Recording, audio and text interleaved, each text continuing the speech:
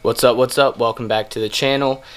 Today I'm going to be prepping the LS400 for the rear subframe diff raise. So what I'm going to be doing is first step, you're going to have to take apart basically everything in your rear trunk to get to your gas tank, because your gas tank is sitting right above your rear diff. So I'll bring you guys along step by step of what I'm doing, but right now I'm basically gonna take everything out of here, take out my spare tire, get to the trunk, or get to the gas tank, figure out what is holding in that gas tank, and then after that probably just have to probably just gonna have to reroute some of the feed and return lines, as well as the wire that goes to the fuel pump. So this part's not gonna be that hard, and then probably gonna go back to David's shop de-welding, and I think we're gonna figure out some mounting brackets and notch points. So again, bring you guys along and show you what I'm up to. So let's get her done. Everything is out of the car. I actually didn't have to take apart everything else. I just took all the mats up, and that shows all of this. And then actually to get all of this out, it was super easy. I just put a flathead right here, and then you can see there are just little slot clips all the way around. So all you have to do is bend it down a little bit and then pull it, and then I'm not sure if it's hooked on, but there's two of those little plastic whatchamacallits. If you guys can see that, there you go. I just pulled those out. There's one right there and one on that side. And then we've got the fuel tank. So the bolts are out. I took off all of the plugs right there.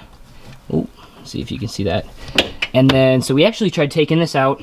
I came over, there's 4 screws, and then a clip basically holding all of this together. That came off pretty easy. So what we did was we tried pulling out this gas tank while it was held on from the bottom. So what we did was we went underneath, found out there's the fuel filter and hard lines, which I actually have a picture on my phone. I'll show you guys real quick. So that is what the bottom of the fuel tank looks like. Right here, you've got the bottom of the gas tank. Those hard lines right there going to a filter and then onward. So I think what me and my dad are gonna do real quick is we're gonna siphon out the gas that I have in the gas tank. I have less than a quarter. And then I think we're just gonna take out the bolt on the bottom of the gas tank. And then we'll just catch the rest of the gas that is still in there. Hopefully not that much. And then from there we will be able to basically take the gas tank out. So yeah. We'll get the gas out, and then if we run into anything else, I'll let you guys know. Right now, let's see if you can see it. Right through there is what I showed you guys on my phone. Let's see if we can see it. It's hard to see. Either way, I basically opened that line up, and I'm letting the fuel drain out. So not gonna use this fuel anyways. There was just a little bit. I had an empty oil catch can, so I figured I'd use that. But once it's pretty much all out, then I will tighten that back up. Well, actually, I'll take it off so I can lift the tank out. But that should be the last thing holding it in. And then when I put everything back together, I'm probably just gonna end up getting a new fuel filter, anyways. Right there. Oh, right there.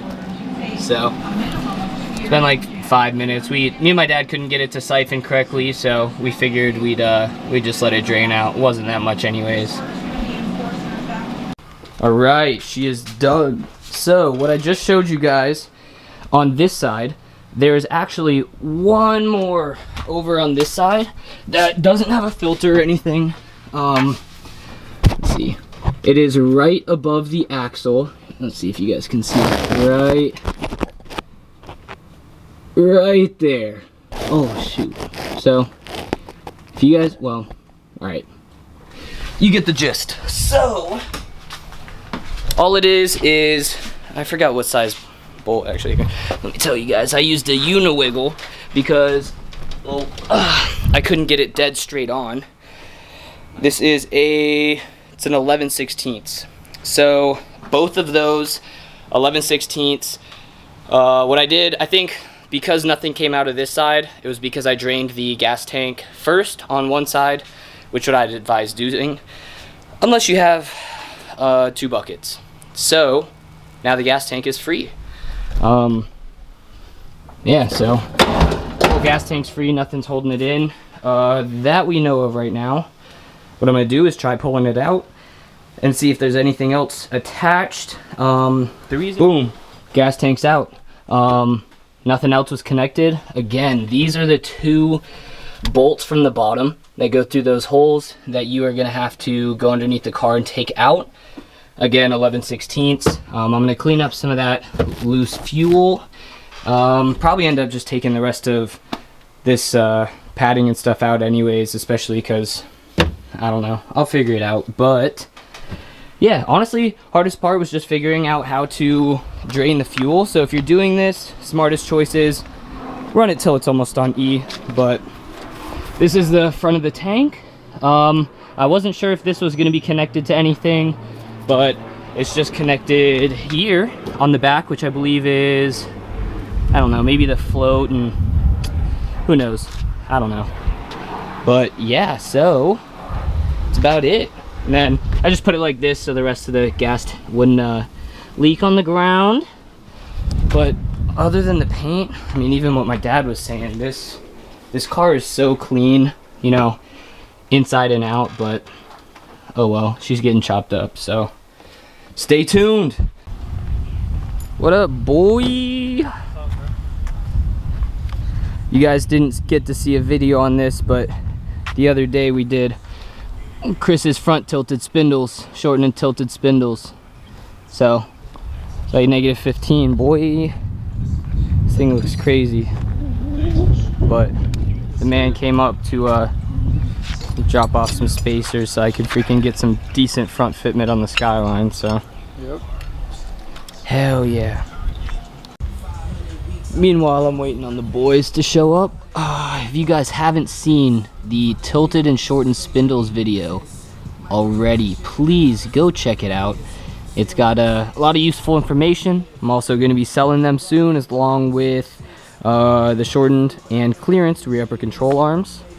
Right now those are sitting at, I believe, -12, -13, give or take. And then the rear uppers have me at about -16, give or take. So of course it's lowered on the ground, but camber's really not gonna adjust when you raise the rear up. But soon she'll be sitting almost that low. Well, lower than that, but one day. I just got spacers actually for the front too, so my front fitment should hopefully look close to my rear fitment. I'm hyped about that. And yeah, we got big plans for all the whipskis.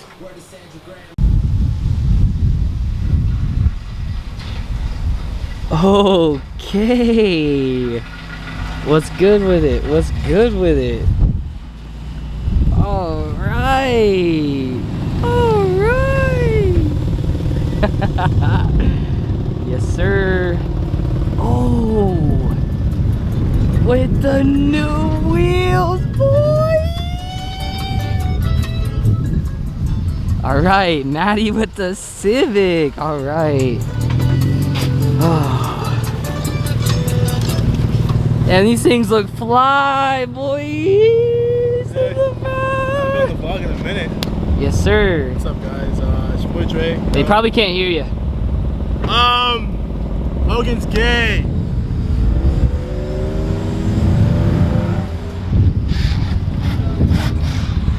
Okay. Well, the camera gang goes right there. Good morning. It is the next day, and we're gonna finish up this LS project. So here we have one of the pieces that attaches to the fuel filter, and this piece on the bottom of the gas tank. So this actually had the exact same thing I'm about to show you. It has this clamped on hardline hose for fuel, right?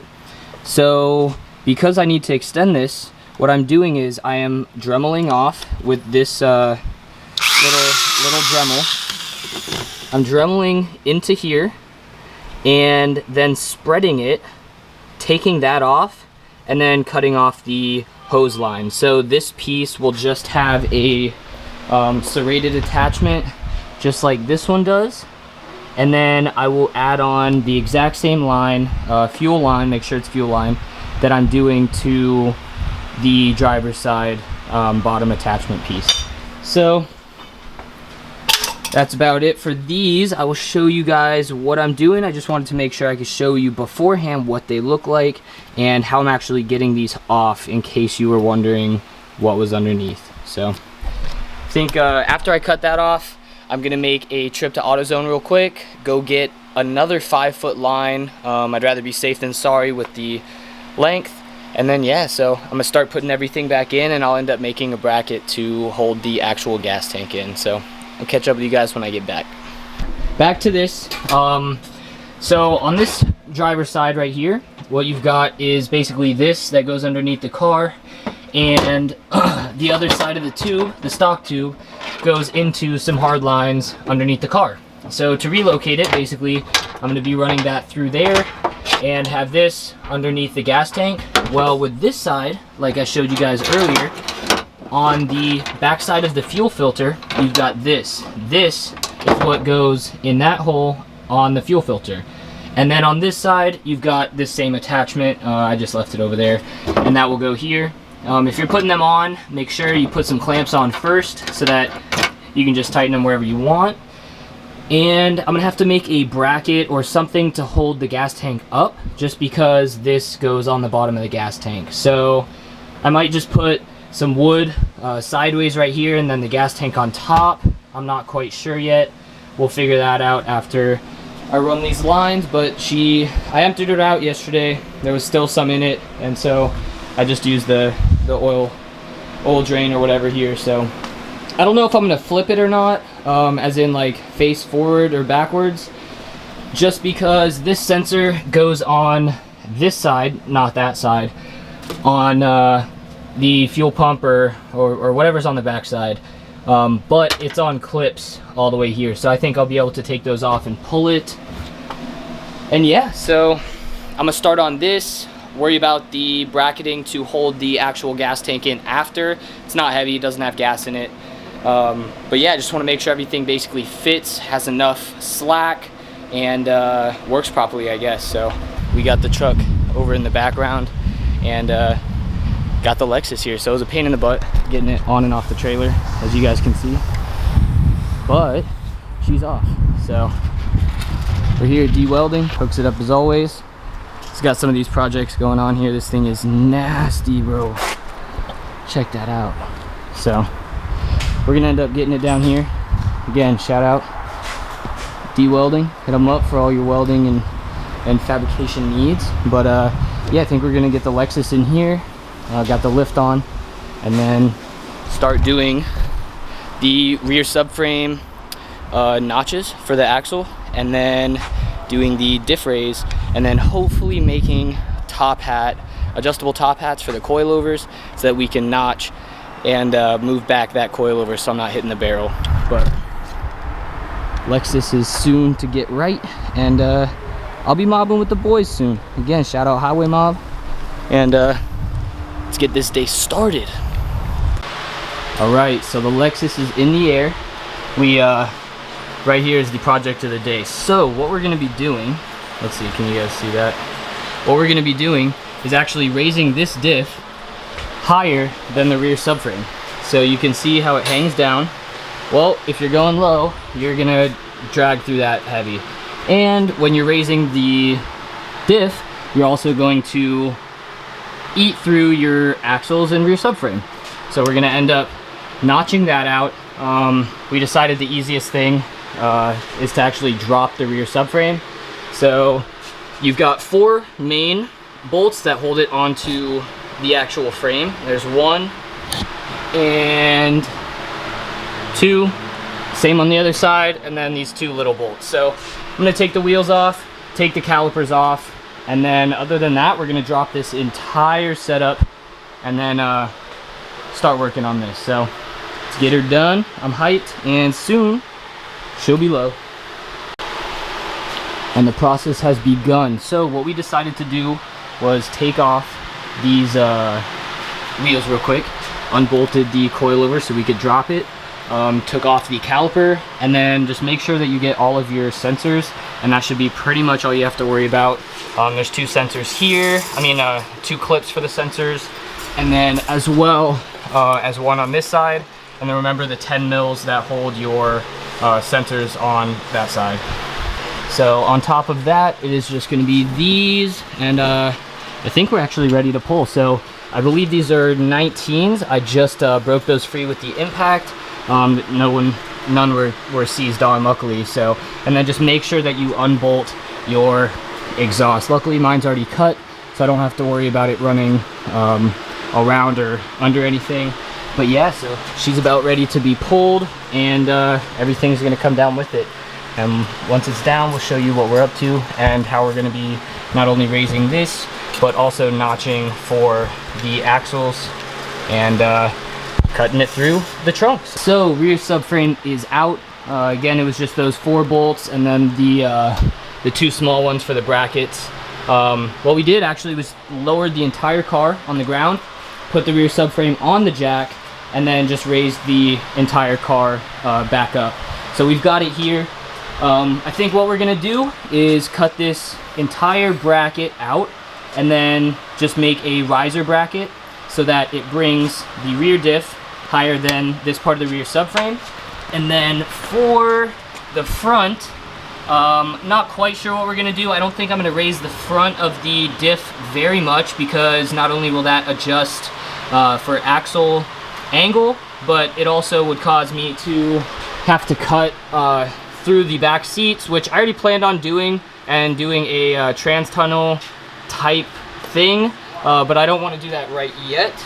So right now the biggest part is to tuck it up, and then we're gonna end up figuring out, I don't know if we're gonna do half moons or if we're going to just do some rectangle notches for these axles. But you know, as we decide what's smartest, I will bring you guys along for sure, show you what we got cooking up in the stew. And yeah, I'm hyped. So a lot easier than I thought. So we'll see how easy all this stuff is done, and hopefully we'll have her done and on the floor later today. So catch up with you guys in a bit. All right, so right now we have the rear front subframe level on the ground, and we are seeing how much we need to lower, or actually raise the bracketing system on the back of the differential, and debating on cutting these, also figuring out where the axle is gonna need to be notched. So the brackets are cut off, brackets cut off here, and then I think we're gonna just use this, extend something here, and then he was talking about gusseting it on the side to make sure that it's strong. And then if we come underneath the car, instead of cutting right now, we're actually using a mallet, metal mallet, and banging this out, so that hopefully the diff will be able to go high enough to where we don't have to cut it. If we do, then we do. So we're gonna try to get this pinion angle pretty straight, at least as straight as we can. Once we figure out what we're gonna do for the bracketing system to raise the diff, I'll show you guys that. And yeah, luckily it's been going pretty smooth. Haven't run into a bunch of issues and stuff, but it is raining, so it's kind of cutting into a little bit of what we're doing, but we'll get it done.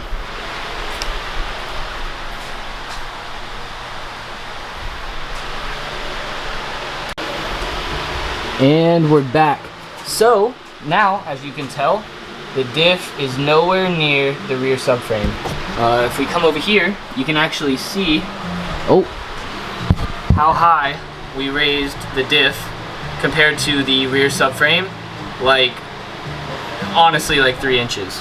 And so what we did is actually we didn't cut out anything up top. I just used a sledgehammer and basically beat it I also did that up here so that we don't have any problems with the drive shaft. Instead of cutting where the underneath of the back seats are going to be, right here we cut and we plated to reinforce. This is just mocked up right now, so when we take it down, we're going to re-seam all of these as well as on top. We did this because raising this side, if you don't raise this, you run into pinion angle issues. So this right here raises the front of the diff so that the drive shaft angle is fixed. And then other than that, I don't know, later I think we're actually going to be making some rear SS kits, and I think that's about it. So everything's mocked up. We've been at it for about 4 hours, honestly, just, you know, learning as we go along. But I am so happy with this now that the diff is nowhere near the rear subframe, so we won't run into those clearance issues.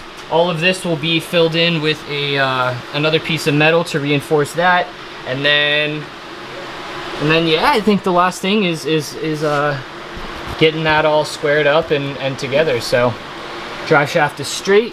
Good morning. It is a new day.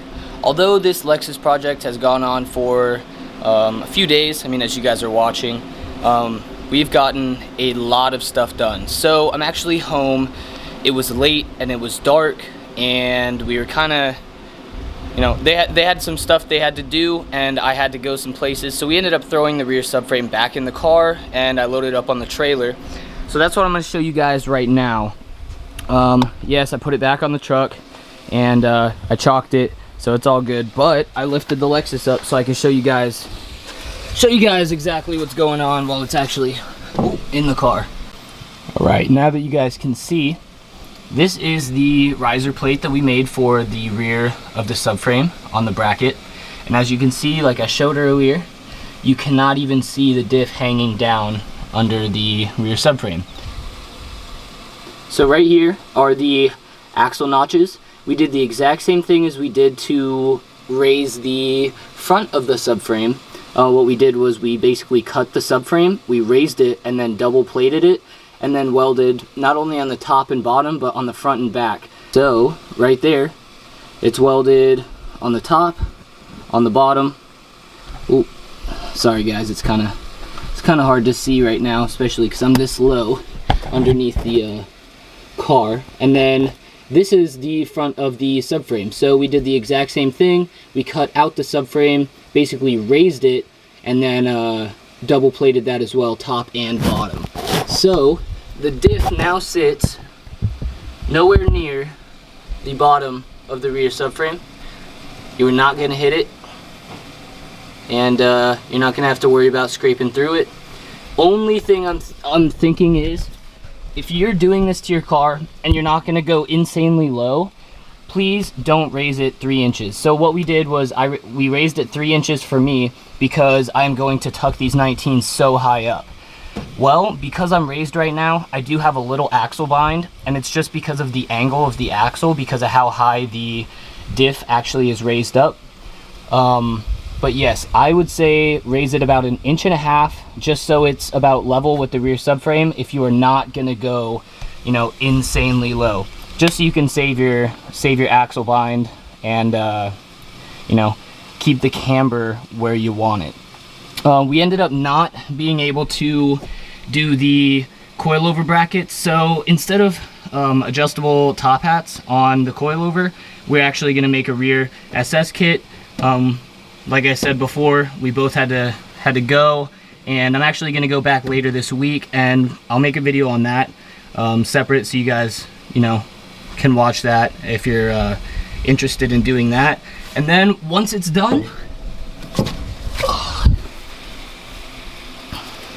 once the rear SS kits are made, then the Lexus will be able to go stupid low back to where I had it before we had barrel issues. Alright, although the build process has gone on for a few days, thank you guys for staying tuned. I hope you guys are enjoying the progress on this LS. I'm trying to do everything I can to give the same quality content to you as I'm actually putting into the car. If you have any questions, feel free to hit me in the DMs. I will leave the the link to my IG down below. And yeah, I'm down to help any questions. If you guys want to have you know, any other information that I might have left out, feel free to put a comment, hit a like if you like the LS build. Stay tuned because this car is coming together pretty quick, so I'm excited to see where it goes, and hope you guys enjoyed this video. So I'll catch you guys on the next one.